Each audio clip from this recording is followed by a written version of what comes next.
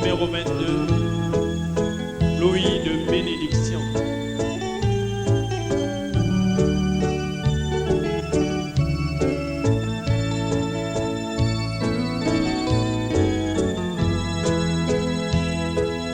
Il y aura pluie de bénédiction, c'est la promesse d'amour. Le Sauveur nous enverra du ciel le temps de rafraîchissement. Pluie de bénédiction, et nous désirons ces pluies.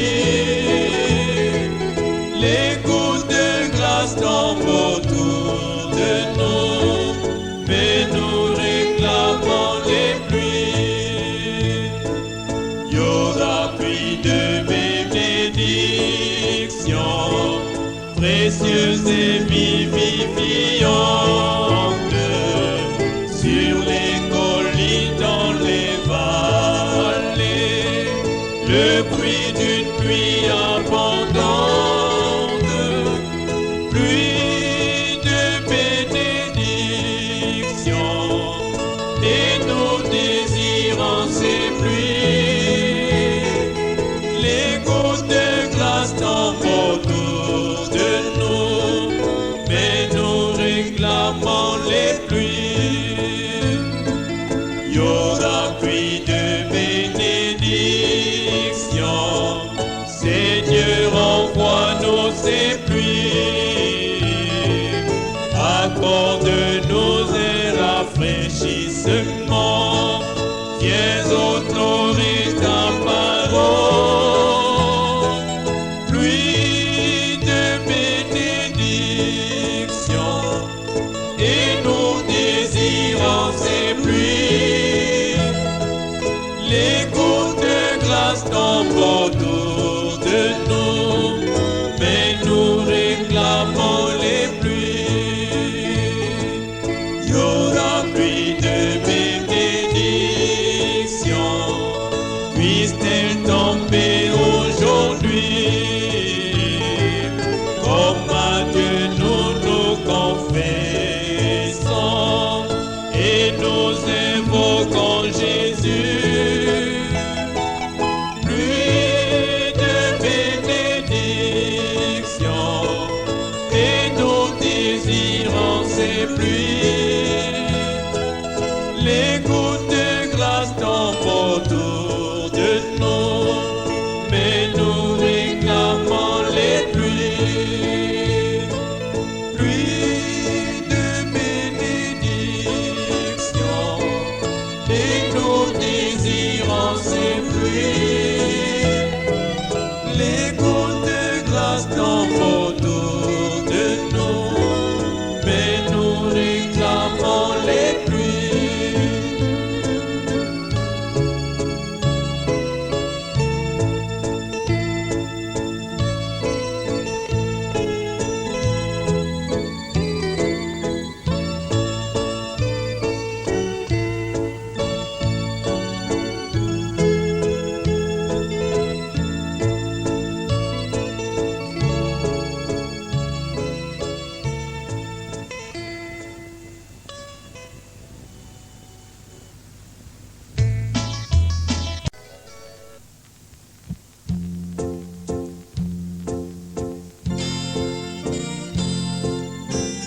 Cantique numéro 52, près de la croix.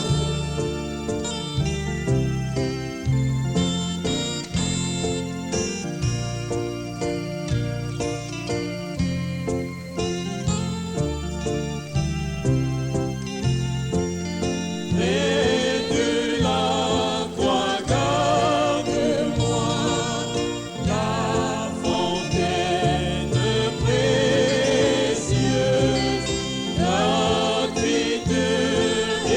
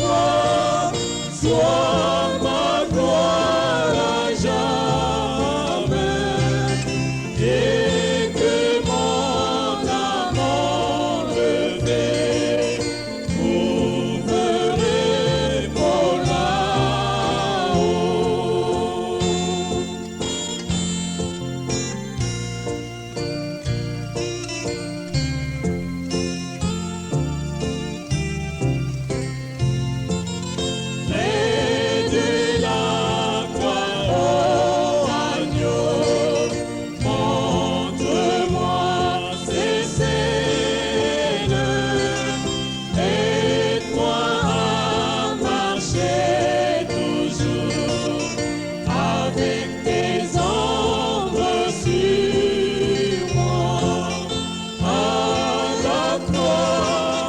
À la croix, sois ma gloire à jamais, et que mon âme enlevée trouve repos là-haut.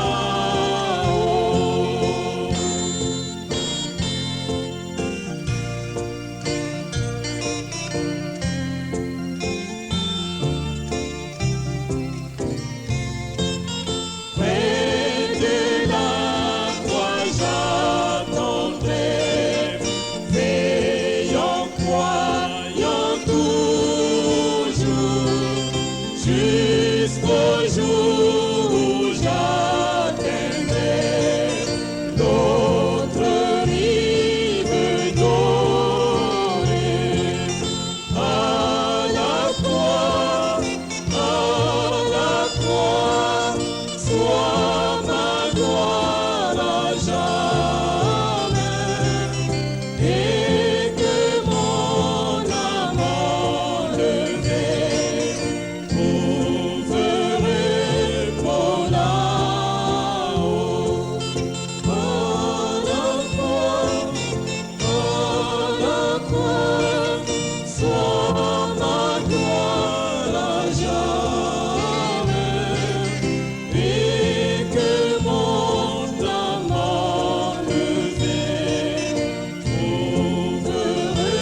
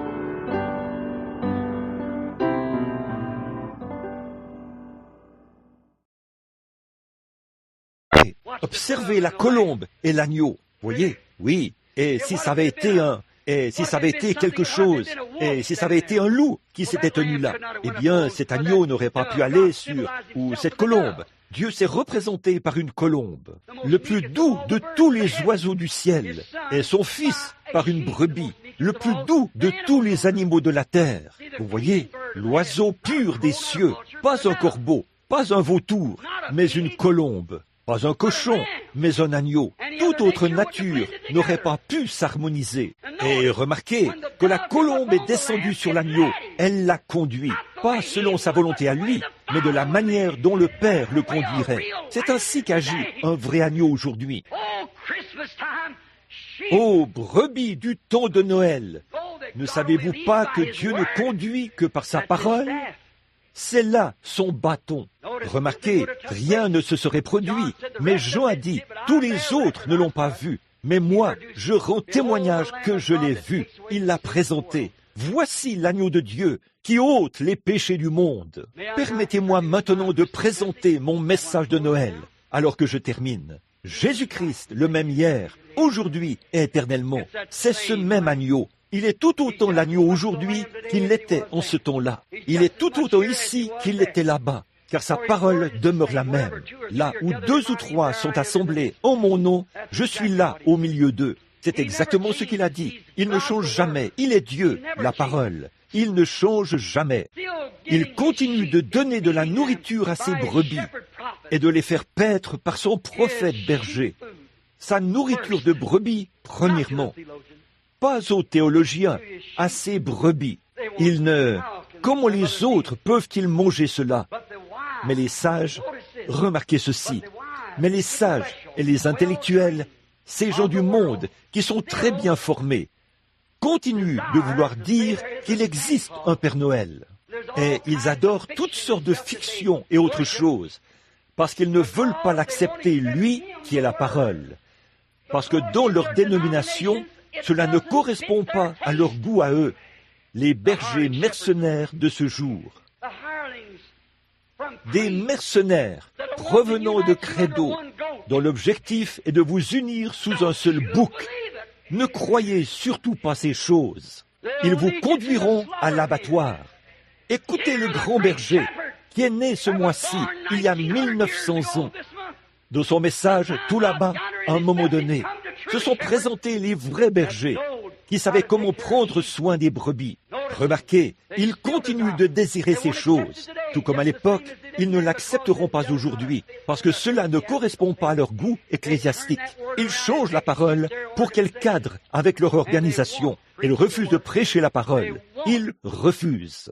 Ils disent, eh bien ça, c'était du temps des apôtres. Ça ne signifie pas ceci. Ça signifie exactement ce que ça dit. Ça n'a besoin de personne pour interpréter cela aux gens.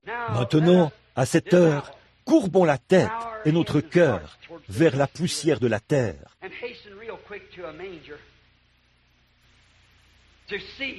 Et hâtons-nous pour arriver rapidement à une crèche, pour voir et recevoir la lumière que cette parole apporte par le berger.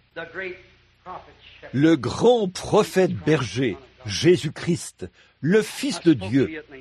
Je vous ai parlé longuement. Je n'ai peut-être pas arrangé mes paroles comme un membre du clergé le devrait. Je ne cherche pas à le faire. J'essaie de les apporter comme il me les donne. Mais voyez-vous pourquoi il fallait que ce soit des bergers? Les autres étaient tellement instruits dans une autre pensée qu'ils n'auraient pas pu le recevoir. Et aujourd'hui, nous avons toutes sortes de surveillants, de responsables régionaux, d'évêques, de prêtres, de cardinaux, de papes, et tout ce qu'il peut y avoir dans le monde qui essaye de nous conduire. Mais Dieu nous a donné un berger, et ce berger, c'est le Saint-Esprit. Écoutez-moi maintenant, quand il, pas une pensée, il, c'est un pronom personnel.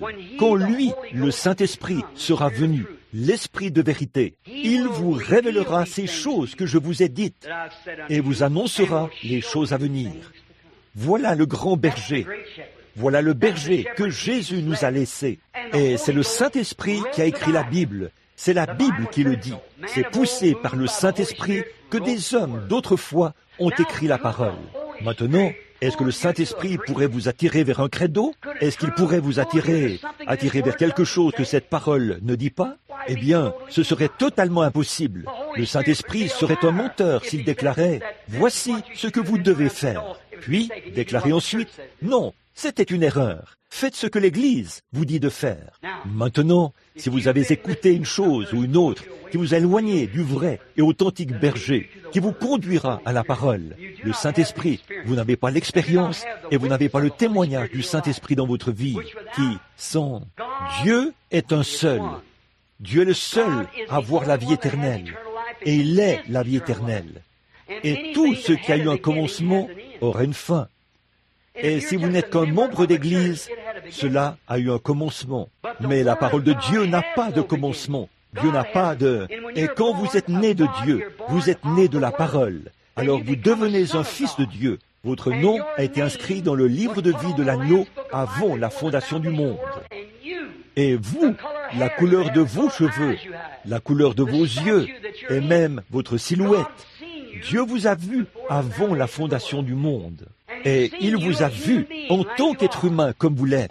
Et même s'il devait encore s'écouler 1 million d'années, rien ne peut vous empêcher de revenir à cette parfaite image que Dieu avait prévue pour vous au commencement. Mes brebis entendent ma voix, elles ne suivront pas un étranger. Si vous n'avez pas accepté cette vie éternelle ce soir, et que vous vous fiez à une histoire fictive au sujet d'un petit bébé couché dans une crèche, entouré de mages, ne croyez surtout pas ce genre de choses. Et vous vous dites, eh bien, je serai gentil, je ferai ceci, j'adhérerai à l'église, c'est tout ce que j'ai à faire. Vous êtes perdu. Si vous n'avez pas la vie éternelle, comment pouvez-vous vivre pour toujours? Prenez un grain de maïs, peu importe combien il a l'air parfait, vous pouvez La science en a fabriqué un. Si vous le coupez, il a le même genre d'humidité, le même genre d'embryon, la même composition que le grain qui a poussé dans les champs. La même chose. Si vous les mettez dans un laboratoire, vous ne pourrez pas les distinguer l'un de l'autre. L'un fera tout aussi bien du pain de maïs que l'autre. L'un produira le même genre de flocons de maïs que l'autre. Mais le seul moyen de les distinguer, c'est de les enterrer. Celui que l'homme a fabriqué restera là. Il pourrira et ne poussera jamais. Mais celui que Dieu a créé a un germe de vie. Il revivra. Vous pourriez très bien imiter un chrétien. Vous pourriez aller à l'église comme un chrétien. Vous pourriez inscrire votre nom sur un registre comme un chrétien. Vous pourriez adhérer à une dénomination comme un chrétien. Ce serait très bien. Mais à moins d'avoir en vous la vie éternelle pour laquelle ce bon berger a donné sa vie afin de séparer, quand Dieu est descendu à la Pentecôte, il est descendu dans une boule de feu, comme il l'avait fait sur le mont Sinaï, comme il l'avait fait avec le premier berger, Moïse. Quand il est descendu, il s'est séparé en langues de feu, qui se sont posées sur chacun d'eux. Dieu qui se sépare pour entrer dans son peuple, et à moins de recevoir ce que Pierre a dit que c'est pour vous, pour vos enfants et pour tous ceux qui sont au loin. Mes amis, n'écoutez aucun mythe théologique. Naissez de nouveau. Quand vous l'êtes, l'Esprit qui est en vous est une partie de Dieu. Il atteste que chaque parole de Dieu est la vérité. Si vous n'avez pas cette expérience, hâtons-nous maintenant d'aller à la crèche, la parole.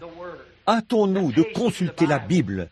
Éloignons-nous de ces églises décorées et remplies de paroles théologiques pour aller à une vraie crèche, à la parole de Dieu, où le Messie se fait connaître.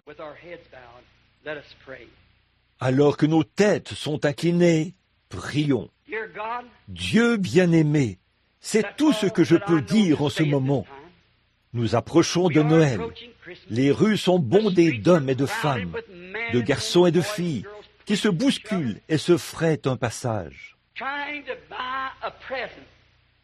pour essayer d'acheter un cadeau afin de rendre l'appareil à quelqu'un qui leur en donnerait un. Beaucoup de ceux qui se disent chrétiens sont là, dans les rues, à acheter des cigarettes, de l'alcool, qu'ils donneront comme cadeau de Noël. Oh Dieu, on dirait qu'ils te renvoient ça en plein visage, lorsqu'ils enseignent à leurs enfants cette fiction de la théologie païenne romaine, d'un certain Saint Nicolas.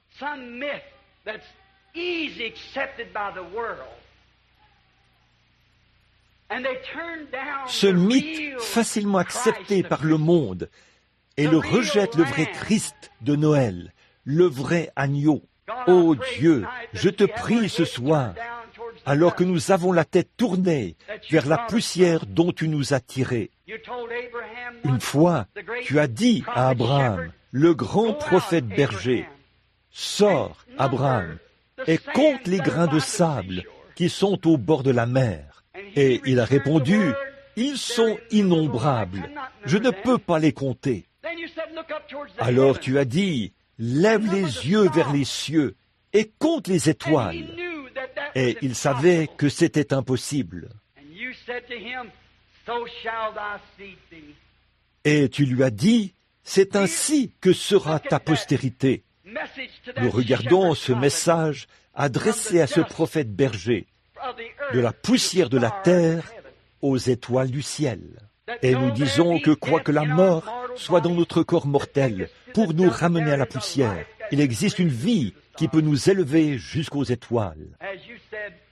Comme tu l'as dit à ton grand prophète Daniel, ceux qui connaîtront leur Dieu dans les derniers jours accompliront des exploits.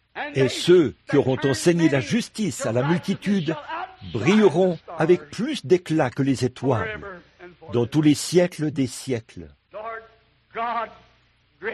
Seigneur Dieu, grand Créateur, tu as bien voulu venir sur la terre sous la forme de Jésus pour que les hommes sachent ce qu'est Dieu. Personne d'autre que toi ne pouvait prendre la peine de la mort. Aucun ange, aucun substitut ne pouvait le faire. C'est toi qui as fixé la peine, et c'est toi seul qui pouvais l'ôter à juste titre. Et en tant qu'esprit, tu ne pouvais pas mourir. Mais tu t'es fait chair afin de pouvoir mourir. Et tu es devenu un agneau afin de pouvoir ôter le péché de tes rachetés, puisque c'est par ton propre sang que tu devais les racheter. Oh, cette histoire est tellement glorieuse, Seigneur. Elle passe au-dessus de la tête de tant de gens. Quand on y pense, le petit Jéhovah, couché là, dans une crèche, il a dû vivre en tant que bébé.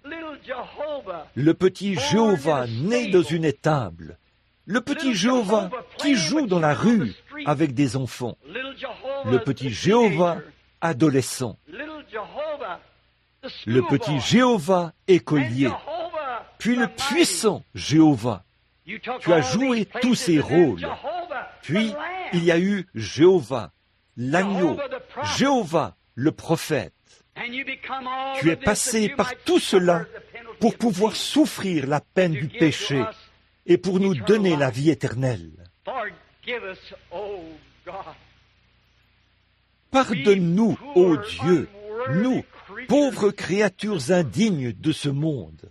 Quelle humiliation pour nous ce soir, Seigneur, de lire ce que tu as fait pour nous et de voir que nous avons fait si peu en retour. Nous voyons combien tu es venu au jour des grands conducteurs religieux, combien tu as dû te tenir là pour refléter la parole du Père, combien tu n'as pas fait de compromis avec leurs théories. Et aujourd'hui, on dirait que personne ne veut se démarquer et appeler encore la parole, et refuser de faire des compromis.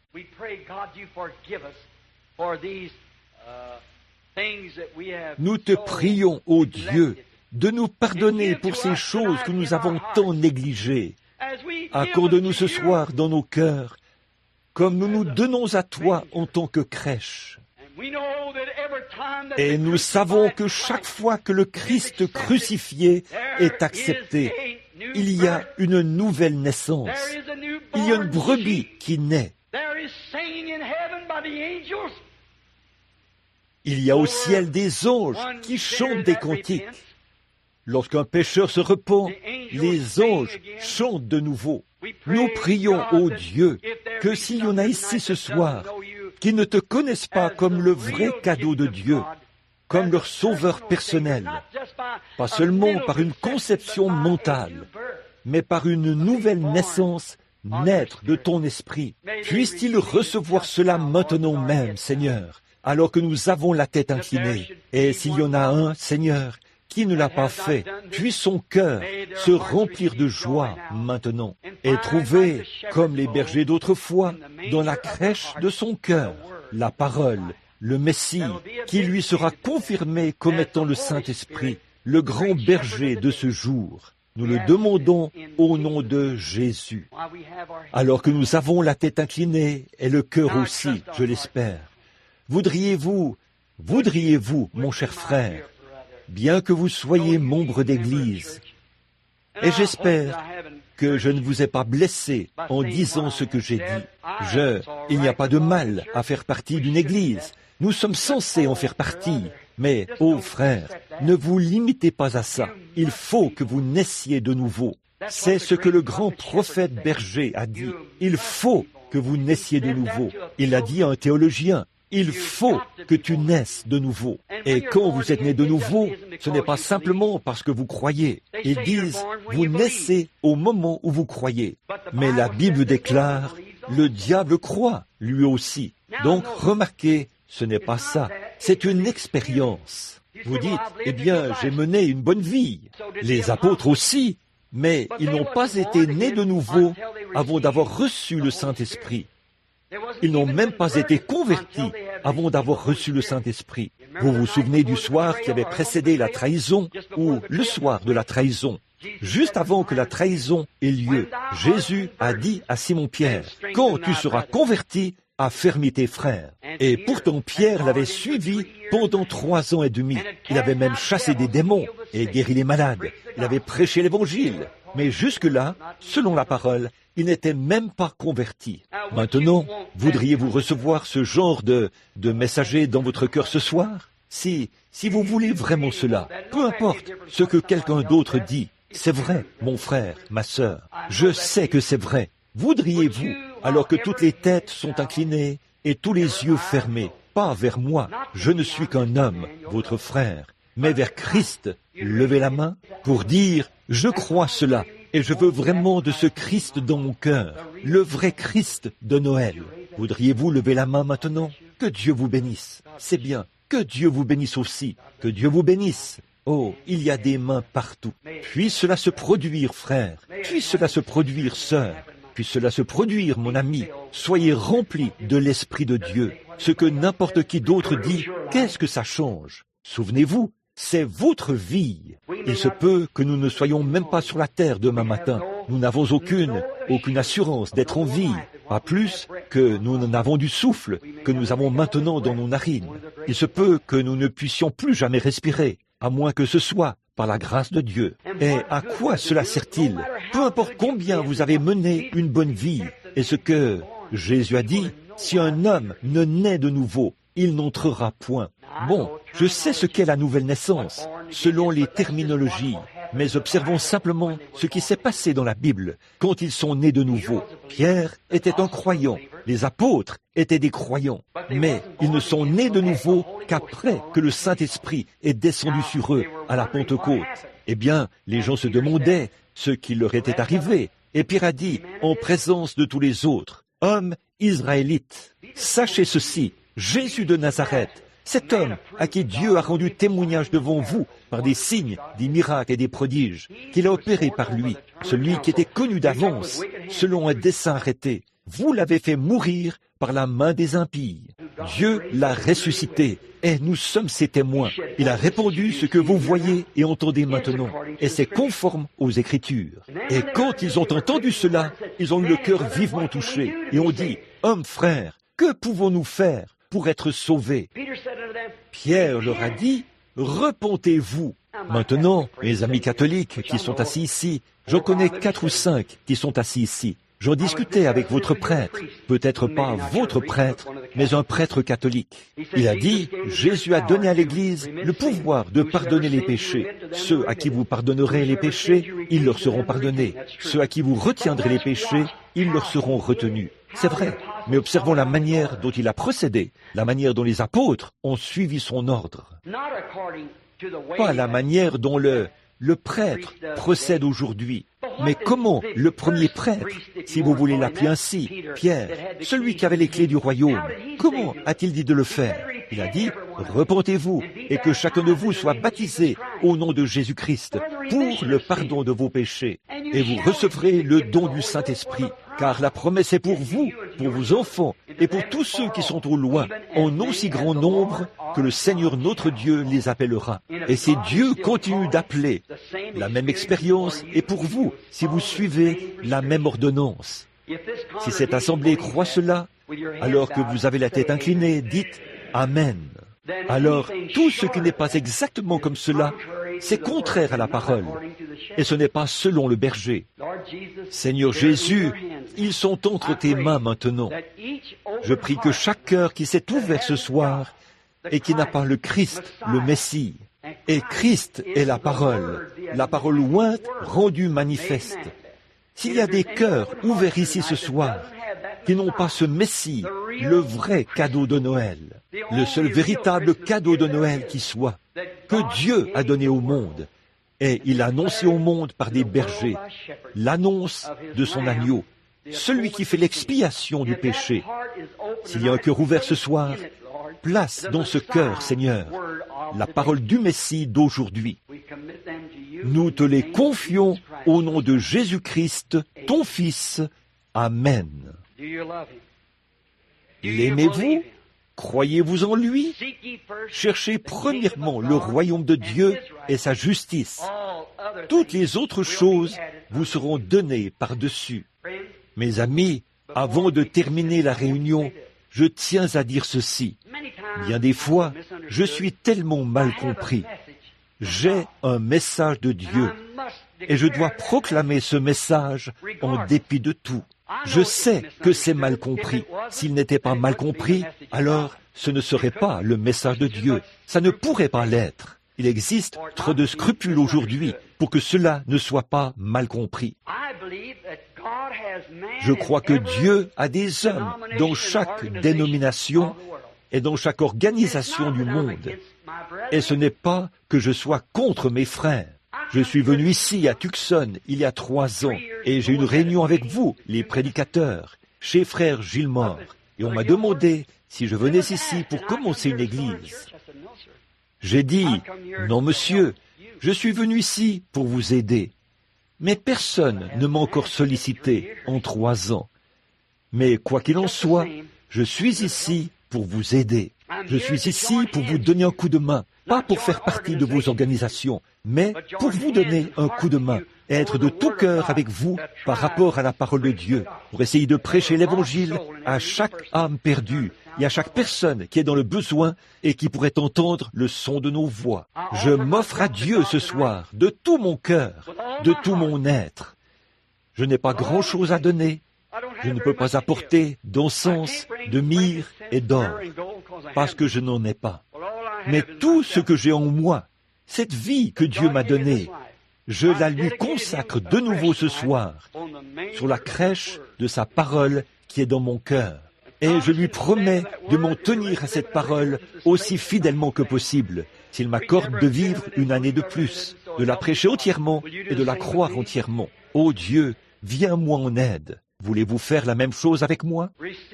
Reçois-nous, Seigneur. Nous recevons ton cadeau de Noël, le Messie, la parole ointe, qui confirme ta présence parmi nous, Seigneur. Peu importe le credo ou la dénomination, nous nous retrouvons aujourd'hui face à un monde qui se disloque. Et voici que le grand Messie se tient là, les mains tendues. Jésus-Christ le même hier, aujourd'hui et éternellement, qui a fait les promesses.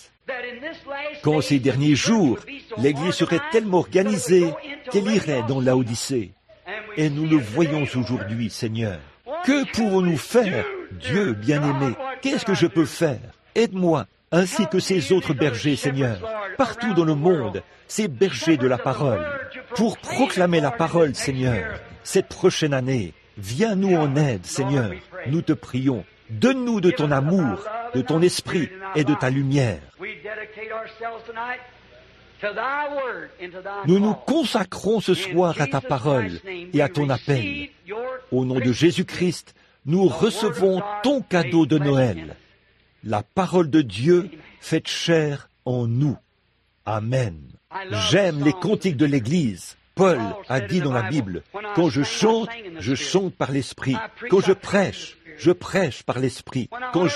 Quoi que je fasse, je le fais entièrement au nom de Jésus-Christ. » Maintenant, comme ceci a été épuisant pour vous, et je vous apprécie, quand j'apporte ce message, parfois, je sens qu'il me coûte de le donner, mais cependant je suis tenu de le proclamer, frère. Si je ne le fais pas, je suis un hypocrite. Si je ne le fais pas, je suis un traître à l'égard de ma propre conscience et de ma propre foi dans la parole de Dieu. Je suis obligé de le faire, non pas pour être différent, mais pour être fidèle à mon appel. Et je veux aider chacun de vous. Je veux faire tout mon possible. Maintenant, chantons l'un des grands cantiques de tous les temps que j'aime tellement. Je l'aime. Vous savez, je crois que si nous l'aimions tous, nous ferions ce qu'il nous a demandé de faire. Comment pouvez-vous m'appeler Seigneur et ne pas faire ce que je vous ordonne de faire? Comment pouvez-vous m'appeler Seigneur et ne pas faire ce que je vous ai dit de faire? Préféreriez-vous écouter un berger mercenaire qui dirait d'inscrire votre nom sur le registre et devenir membre, de prendre cette communion, de dire ceci et tout ira bien, alors que le grand berger lui-même a dit que si un homme ne naît de nouveau, il ne peut même pas voir le royaume des cieux. Regardez ces théologiens formés de cette époque-là. Ils étaient formés, des saints ayant une vie pure. Nous n'avons rien de comparable à cela aujourd'hui, à la façon dont ils vivaient. Et comment le grand berger les a-t-il qualifiés? Il leur a dit, vous avez pour père le diable, parce qu'ils avaient reconnu la parole, mais la parole d'un autre jour, pas la parole de ce jour-là. Si les gens ont reconnu les jours de Noé, c'est très bien, c'était les jours de Noé. Mais ça n'aurait pas marché au jour de Moïse. Et les jours de Moïse ne marcheraient pas au jour de Christ. Voyez, les jours de Luther ne marcheront pas au jour de Wesley. Les jours de Wesley ne marcheront pas au jour du pentecôtisme. Et les pentecôtistes ont fait la même chose que tous les autres. Bon, qui m'a apporté son aide dans le passé? Je vous le demande. Quand un brin d'herbe sort de terre, qu'est-ce que c'est? Quand un brin de blé sort de terre? Jésus a dit, si le grain de blé ne tombe en terre, qu'est-ce qui arrive quand un grain de blé ou du blé tombe en terre? La première chose qui apparaît, c'est un petit brin de blé.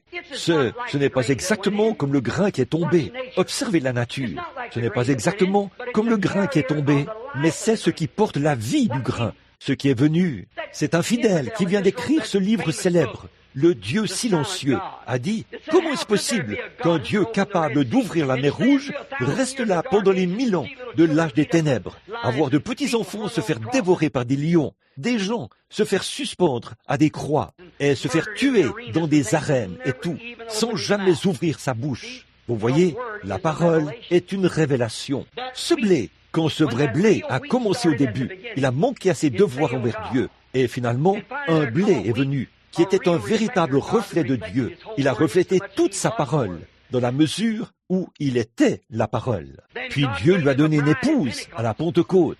Mais cette épouse est tombée en terre pendant l'âge des ténèbres, exactement comme le vrai blé l'avait fait. Elle y est tombée. Pourquoi ne pouvait-il pas agir? Parce qu'il était caché sous la terre. Il lui fallait pourrir avant de pouvoir produire la vie. Mais un jour est venu un petit prêtre du nom de Martin Luther, et il a fait germer cette parole de vérité. Le juste vivra par la foi. Et là, un brin est sorti de terre. Puis un autre brin a suivi, Zwingli, et par la suite sont venus Calvin, Knox, et ainsi de suite. À un moment donné, ce brin s'est changé en aigrette. Là, ça y ressemblait davantage. Mais ce n'était pas encore la vraie chose qui était tombée en terre. Puis Wesley est arrivé. De Wesley est sortie l'Église méthodiste. De l'Église méthodiste sont sortis les Nazaréens, les Frères unis, et ainsi de suite. Qu'est-ce qui est arrivé? Il est de nouveau tombé et a produit ce qui ressemblait cette fois-là à un vrai grain de blé, le pentecôtisme. Maintenant, observez Jésus dans Matthieu 24, 24. Dans les derniers jours, les deux esprits seront tellement proches que cela séduirait même les élus, si c'était possible. Eh bien, quand ce grain de blé pousse, tout cultivateur de blé sait que ça ressemble parfaitement au grain de blé. Mais asseyez-vous et prenez cela dans votre main, ouvrez-le. Il n'y a pas de blé à l'intérieur, c'est la balle. Mais tout au fond, à l'intérieur, au microscope, on peut voir un tout petit bourgeon. C'est le grain qui pousse. Ainsi donc, quel rôle joue cette balle? Elle protège le grain. Sinon, la chaleur du soleil le tuerait. Elle protège le grain jusqu'à ce que le grain arrive à maturité. Puis, quand le grain arrive à maturité, la balle s'en écarte. Mais l'avez-vous remarqué? Ce grain qui se présente là doit être le même genre de grain que ce qui a été mis en terre. Après le réveil de Luther, une organisation est née. Après le réveil de Wesley, une organisation est née. Après Alexander Smith, Alexander Campbell, John Smith et tous les autres, une organisation est née. Après la Pentecôte, qui ressemblait tout à fait à la vraie chose, une organisation est née. Qu'est-ce qui est arrivé ensuite? Elle s'est écartée. Nous avons eu 15 ans de réveil. Ça ne s'est jamais vu dans toute l'histoire. Et regardez bien, au cours de ces 15 ans de réveil, cela s'est répandu dans le monde entier. Et pas une seule organisation n'est née de cela. Où était-ce? Cela a déclenché la pluie de l'arrière-saison. Et elle est morte sur le champ, elle est morte. Aucune organisation n'est née de ceci. Pourquoi? C'est le grain lui-même. Il ne peut plus y en avoir. Et la balle est en train de s'écarter maintenant. Aucune collaboration. Personne ne veut de vous. Pourquoi donc? Il faut que cela arrive. Pourquoi cette Église a-t-elle été établie là? Pour soutenir cela. Ou qui aurait collaboré? Quel baptiste? Quel presbytérien? Ou quel luthérien aurait soutenu une campagne de guérison divine? Maintenant, quand la vérité est proclamée, que se passe-t-il? Pas la balle, mais la vie sort de la balle et entre dans le grain, la vraie, la véritable vie. L'organisation reste là et se meurt. Comme c'est le cas dans tous les âges, c'est toujours la même chose. Vous en êtes sortis il y a 50 ans et vous y êtes retournés tout droit. Mais la vraie vie suit le grain. Nous sommes au temps de la fin, frère. Pourquoi s'en est-elle écartée? Pour que le grain soit en présence du Fils et qu'il mûrisse au point de prendre la couleur dorée du grain bien mûr, destiné au Maître. Pourquoi s'en est-elle écartée? Alors, ça provoque des chagrins, des larmes, parce qu'il ne reste pas en présence du S-O-L-E-I-L, mais du F-I-L-S, pour mûrir par le vrai plein évangile, afin de manifester tout ce que Jésus-Christ a promis dans la Bible. Un corps est en train de prendre forme aujourd'hui parmi les gens, et il n'y aura plus d'organisation. Elles vont directement dans la riche Laodicée. Qu'est-ce qui fait que l'organisation a prospéré? Des millions de dollars et des millions d'âmes. Et pourquoi le berger est-il venu? Pour délivrer ses frères de l'esclavage. Je ne sais pas. Que Dieu soit avec nous, qu'il nous vienne en aide. Étudiez la parole. Sondez les Écritures. En elles, nous pensons avoir la vie éternelle. Ce sont elles qui rendent témoignage de la vérité. Voyez-vous, Dieu a assigné une portion de sa parole à chaque âge. Cet âge a toujours... Qu'a dit Jésus quand il est venu? Il a dit à ces gens, hypocrites, vous blanchissez les murs et vous bâtissez les tombeaux des prophètes. Pourtant, ce sont vos pères qui les y ont mis. Vous êtes les fils de vos pères. Les œuvres qu'ils ont faites, vous les ferez aussi. C'est encore pareil, mes frères. Mais quand Jésus viendra un jour, le grand berger des brebis, qui, depuis la Pentecôte, en passant par Luther et tous les autres âges, ont accepté la lumière au fur et à mesure qu'elle traversait les différents porteurs. Ce ne sont pas les porteurs qui ont été acceptés, mais la lumière, vous voyez, elle est sortie. Il viendra les racheter. Je suis si heureux de savoir qu'il reviendra. Oh, voudriez-vous être compté dans son groupe? Voudriez-vous être compté? Il n'y a qu'un seul moyen d'y arriver. Ce n'est pas en adhérant à une église, mais en naissant en lui. Et tous ceux que le Père m'a donnés viendront à moi. Et nul ne peut venir si mon Père ne l'appelle. Vous voyez, c'est tout. Acceptez-le. C'est le seul cadeau de Noël que je connaisse. Le don de Dieu qu'il a donné au monde, son Fils unique. Et il est le même hier, aujourd'hui et éternellement. La parole. Voyez, croyez-le en ce jour-ci, la plénitude de la Bible. Quand c'est 7 mystères, tout au long des 7 âges de l'Église, il y a eu 7 mystères cachés. Je suis en train d'écrire un livre là-dessus. Et un grand théologien m'a dit, il n'y a pas longtemps, il m'a dit, « Père Branham, vous voyez comment Satan s'y prend pour chercher à vous faire sortir du chemin ?» Il m'a dit, « Frère Branham, savez-vous quoi? Je crois que le Seigneur va vous révéler ce que nous devons faire ensuite. Ce sera un grand secret qui est caché sous ces 7 sceaux. » J'ai dit, non, ce n'est pas ça, frère. Il a dit, ce sera quelque chose qui n'est même pas écrit dans la parole. J'ai dit, non, vous oubliez ceci. Quiconque ajoutera une seule parole ou retranchera une seule parole. Voyez-vous, ces choses étaient déjà là, mais les réformateurs ne les ont pas vues. Ils n'ont pas vécu assez longtemps pour les voir. Et les âges sont maintenant terminés. Nous voici à celui de Laodicée. Et rappelez-vous qu'à l'âge de Laodicée, il était à l'extérieur de l'église, il frappait, cherchant à revenir à l'intérieur. Ève avait mis son Adam à la porte. Que Dieu nous vienne en aide. Sortons du camp pour le trouver. Souffrons avec lui hors des portes. Allons vers lui par la conformité à sa mort, à son ensevelissement et à sa résurrection, car il est le même hier, aujourd'hui et éternellement. Chantons un cantique avant de nous séparer. Voulez-vous le faire? Je l'aime. Voudriez-vous nous en donner la note, sœur? Combien connaissent ce vieux cantique? Si vous avez déjà assisté aux réunions, j'aime ça. Maintenant, fermons simplement les yeux. Pensons à Jéhovah. Personne n'était digne. Personne d'autre que lui ne pouvait accomplir cela. Il est descendu et devenu un petit bébé. Il est devenu un adolescent. Il est devenu charpentier, un ouvrier. Il est devenu un agneau. Il est devenu un sacrifice. Il est ressuscité en triomphe. Jéhovah est de même que Moïse a retiré de son sein sa main qui était sur son cœur. Ainsi Dieu a retiré de son sein, son secret, sa main. Son fils, qui avait été frappé de la maladie du péché, incurable, il l'a remis dans son sein de nouveau, puis l'on a retiré et l'a tendu vers vous et moi. Jésus-Christ, le même hier, aujourd'hui et éternellement. Maintenant, contemplez-le.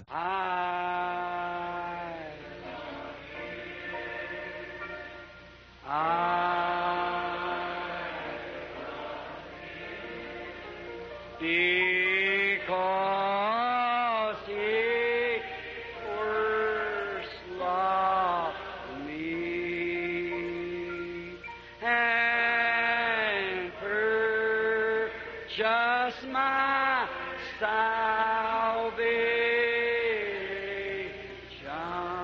on Calvary's tree. Combien savent qu'il fallait que ce soit un berger? Dites Amen.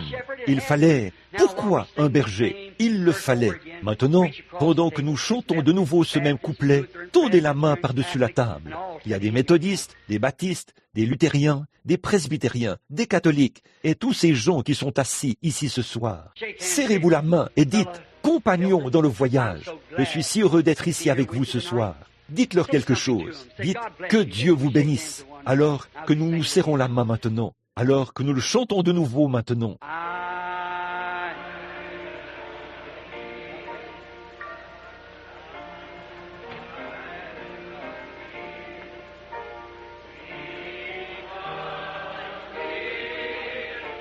My salvation on Calvary's tree. Maintenant, fermons les yeux, levons les mains et chantons pour lui. I love you. I love you. Because he first loved me and purchased my salvation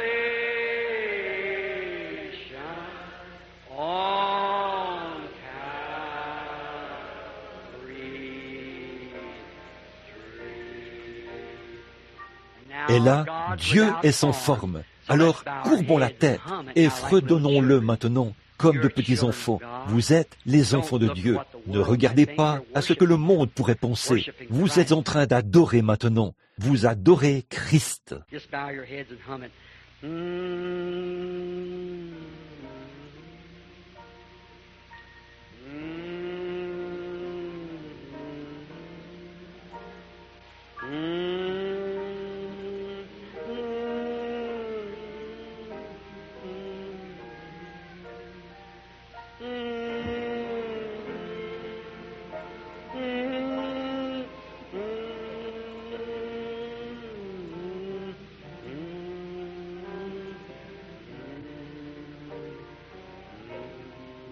Courbez simplement la tête et fredonnez-le.